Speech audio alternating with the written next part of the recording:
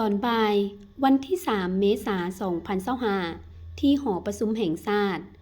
โดยได้รับการมอบหมายจากท่านสีจิ้นผิงเลขาธิการใหญ่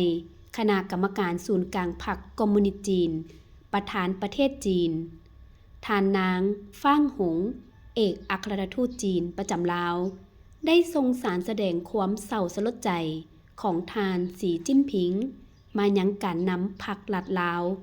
ต่อการจากไปของสหายพลเอกคำไต่ศรีพันดรอดีตประธานคณะบริหารงานศูนย์กลางพรรคอดีตประธานประเทศแห่งสาธารณรัฐประชาธิปไตยประชาชนลาวซึ่งรับสารโดยทานบุญทองจิตมณี